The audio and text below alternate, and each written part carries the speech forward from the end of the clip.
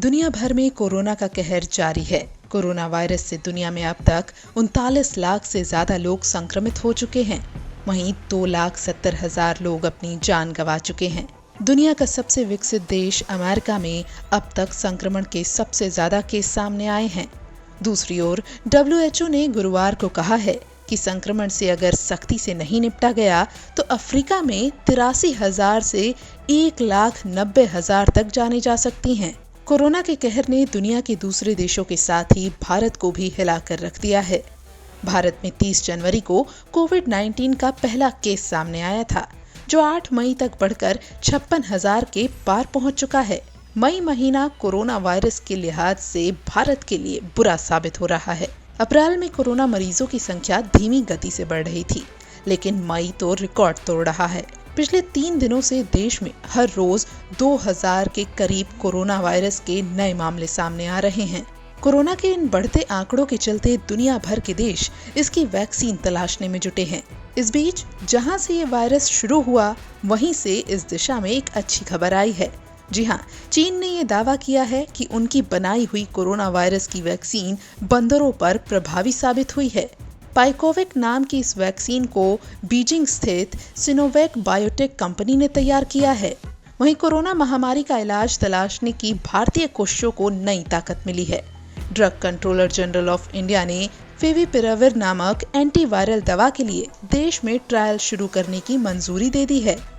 Corona के चलते देश में लॉकडाउन के कारण विदेश में फंसे भारतीयों को स्वदेश लाने का महाअभियान वंदे भारत मिशन भी भारत सरकार ने शुरू कर दिया है। इसके तहत 13 देशों से 64 उड़ानों के जरिए करीब 14,800 भारतीय नागरिकों को लाने का काम भी तेजी से किया जा रहा है। भारत में लॉकडाउन के चलते दूसरे राज्यों में फंसे मजदूरों की घर वापसी के लिए भी भारत सरकार ने बस और स्पेशल ट्रेन चलाई है।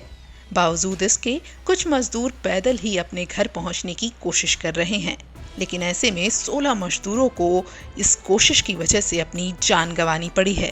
कोरोना संकट के बीच महाराष्ट्र के औरंगाबाद से शुक्रवार को एक दर्दनाक हादसे की खबर आई।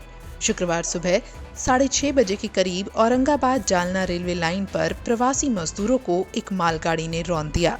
पटरी के सहारे से जालना से भुसावल की ओर पैदल अपने घरों की तरफ जा रहे थे मजदूर। इस दौरान थककर सभी मजदूर पटरी पर ही लेट गए और ट्रेन ने उनको कुचल दिया, जिनमें से 16 मजदूरों की मौत हो गई, जबकि कई अन्य मजदूर घायल हो गए। इस मामले पर कई नेताओं ने दुख व्यक्त किया है। इस बीच रेल मंत्रालय ने बताया है कि आखिर ये हादसा क्यों और कैसे हुआ और ड्राइवर क्यों नहीं रोक पाया ट्रेन। रेलवे मंत्रालय ने ट्वीट कर बताया है कि सुबह मालगाड़ी के ड्राइवर ने दूर से देख लिया था कि कुछ प्रवासी मजदूर पटरी पर हैं। इस दौरान उसने ट्रेन को रोकने की पूरी कोशिश भी की, लेकिन ट्रेन की स्पीड तेज होने की वजह से वो असफल रहा और ट्रेन उन लोगों पर चल गई।